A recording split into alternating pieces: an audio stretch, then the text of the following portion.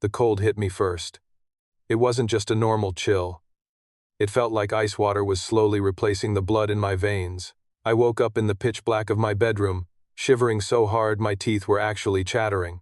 I reached blindly for the thick blanket at the foot of the bed. I pulled it all the way up to my chin, but it didn't do any good at all. My entire body was shaking uncontrollably. I forced my heavy eyelids open and glanced over at the digital alarm clock on the nightstand. The red numbers glowed in the dark. It was barely 3 in the morning. Outside, the wind was howling, and the rain was coming down in absolute sheets. It was slamming against the bedroom window like it was trying to break the glass. I closed my eyes and tried to take a deep, calming breath. My chest burned instantly. My head was pounding with a dull, heavy ache that made the room spin, even though I was lying flat on my back. I had a fever. A really bad one. And instantly, my stomach tied itself into a knot. My heart dropped right into my throat. I wasn't scared because I was sick. I wasn't panicking because my muscles felt like they had been crushed under a truck. I was terrified because in exactly 4 hours, my little girl was going to wake up. She was going to run down the hallway with her favorite stuffed bunny. She was going to expect her dad to be standing in the kitchen, flipping pancakes and making silly faces like I always do. I am all she has. I am the one who makes the oatmeal. I am the one who packs the little lunchbox with the crusts cut off the sandwiches. I am the one who ties her shoes and tells her that she can conquer the world. If I can't get out of this bed, who is going to take care of her? Who is going to make sure she feels safe? For the past few months, I had been pushing myself way beyond my physical limits. I had been taking on extra shifts, working late into the night, and hustling on the weekends. I was absolutely determined to build a better life for us. I wanted financial freedom so bad I could taste it. I wanted to make sure my daughter would never have to worry about the things I worried about. Just yesterday, I spent 6 hours working outside in the freezing rain to finish a project I promised I would get done. I didn't care that my boots were soaked through. I didn't care that my hands were completely numb from the cold. I told myself that real men don't complain. I told myself that fathers don't get the luxury of being tired. We are supposed to be the unbreakable walls that protect our families from the harsh realities of the world. I always looked at my daughter as this fragile, innocent little bird, a tiny creature that needed to be shielded from every storm and every hardship. I swore to use my life, my health, and my very soul to protect her. Speaking of which, what small act of kindness from your child made you cry when you were exhausted or sick? Write your story down in the comments below. I read every single one of them. And if you believe in the power of a father's love, subscribe to the channel right now to join our journey. I need to be strong for her. But lying there in the dark, feeling the heat radiate off my own skin, I felt entirely helpless. I felt like I had completely failed her. I tried to shift my weight to get comfortable. A sharp pain shot up my lower back. Every single joint in my body was screaming in agony. I told myself I just needed a few more hours of sleep. I told myself I could sweat it out and push through the pain when the sun came up, but when the alarm finally went off at 7 o'clock, the reality of the situation hit me like a ton of bricks. I reached out a trembling hand and slapped the snooze button. I took a deep breath and tried to sit up. My arms buckled underneath me. They just wouldn't hold my weight. My head spun so violently that I had to flop back down onto the soaked pillow. I was completely drenched in cold sweat. I couldn't move. I was a grown man. A protector, a provider, and I was completely paralyzed by a stupid virus. Then, I heard it. The soft click of her bedroom door opening down the hall. My heart started racing. I held my breath. I heard the familiar pitter-patter of her little bare feet on the hardwood floor. She was heading toward the kitchen first. I waited for the silence. I waited for the inevitable realization that the house was dark and the stove was cold. I squeezed my eyes shut. I braced myself for the sound of her crying.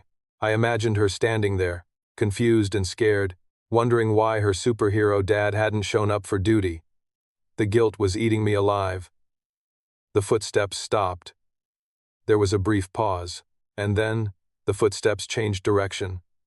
They were coming toward my bedroom. The door handle slowly turned. The hinges let out a soft creak. I didn't want to open my eyes. I didn't want her to see me looking so weak and defeated, but I forced myself to look toward the doorway. She stood there in her oversized pink pajamas. Her hair was a messy bedhead tangle. But she wasn't crying. She wasn't panicking at all. Her face was completely calm, almost serious, and in her tiny hands, she was carefully carrying a small plastic basin of water and a folded washcloth. She walked up to the edge of the mattress, her steps slow and deliberate. Her small hands were gripping the edges of a little plastic basin so tightly that her knuckles had turned completely white. I tried to force myself to sit up. I wanted to tell her to go back to bed, to tell her that Daddy was just a little bit tired and everything was fine. But the words just got caught in my dry, scratchy throat. I couldn't speak. I could only watch. She set the basin down on the nightstand, right next to my glowing alarm clock, pushing my phone out of the way with a serious look on her face. She didn't say a single word at first. She didn't ask me why I wasn't up making pancakes. She just looked at me with these incredibly big, understanding eyes. It was a look I had never seen on her face before. It wasn't the look of a helpless child. It was the look of someone who knew exactly what needed to be done. And then, she did something that absolutely shattered my heart into a million pieces in the best way possible. She reached into the basin and pulled out a small, folded washcloth.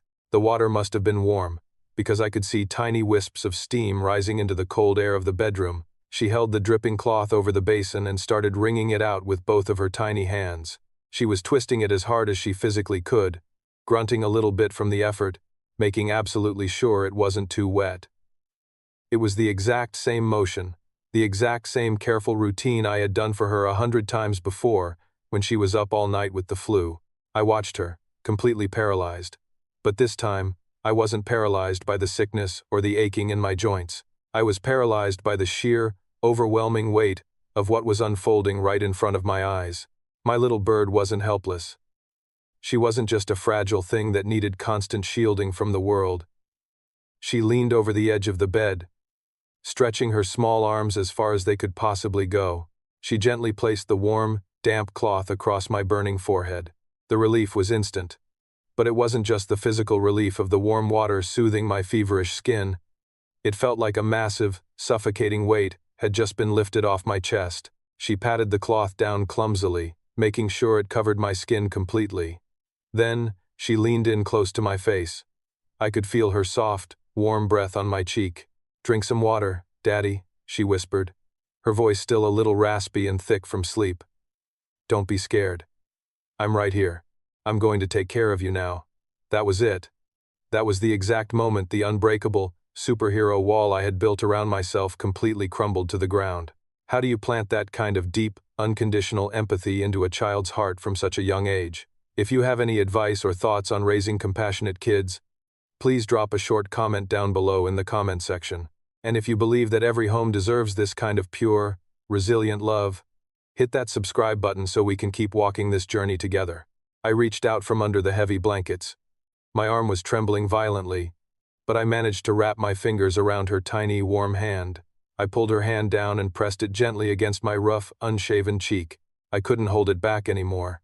The tears just started pouring down my face, hot and fast. I was a grown man, a guy who prided himself on being tough, sobbing into the palm of my 5-year-old daughter. But I wasn't crying because I was in pain. I wasn't crying out of frustration or helplessness anymore. I was crying because I had never felt so incredibly rich and successful in my entire life. All those late nights, all those grueling extra shifts, all the freezing rain and the relentless hustle, it all meant absolutely nothing compared to this single moment. I had spent so much time and energy worrying about providing for her financially.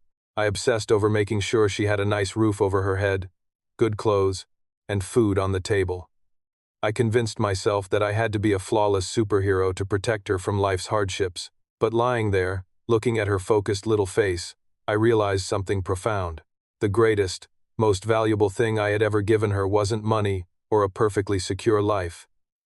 It was simply my time, my patience, and my love. I had shown her, through my own actions, how to care for someone when they are hurting. And now, when I was at my absolute weakest and most vulnerable, she was echoing that exact same love right back to me. She didn't run away from the scary, uncertain situation. She didn't cry for a superhero. She stepped up and became the protector herself. She pulled a little wooden stool up to the side of the bed. She climbed onto it, grabbed a small paper fan from my desk, and started fanning me gently. The cool, steady breeze mixed with the soothing warmth of the cloth on my head. Then, she started to hum. It was a silly, upbeat little cartoon theme song, the one I usually sing to get her to calm down and go to sleep. She was singing it completely off-key, missing half the notes. But it was the most beautiful, angelic sound I had ever heard in my life. My eyes started to get heavy. The fever was still raging, and my body was still aching deep in the bones. But my heart was completely at peace. The crippling anxiety that had been choking me just an hour ago was completely washed away. I knew that even if I couldn't get up to make breakfast, even if the dishes piled up for a day, we were going to be perfectly fine. She was going to be okay. Because when you pour your sweat, your tears, and your unconditional love into raising a child, you aren't just doing a job. You are planting deep, enduring seeds. And eventually, when you least expect it, those seeds grow into a quiet, beautiful strength that will come back to save you when you need it the most. Those tears of pure happiness washed away the heat of the fever, and her innocent devotion healed a very lonely part of my soul. If this story touched your heart today, please leave a kind comment for my little girl and me down below. As I drifted off to sleep to the sound of her sweet humming, I realized one final truth. I am not a superhero, and I don't have to be. I am just a dad, and sometimes, the dad needs his little girl just as much as she needs him.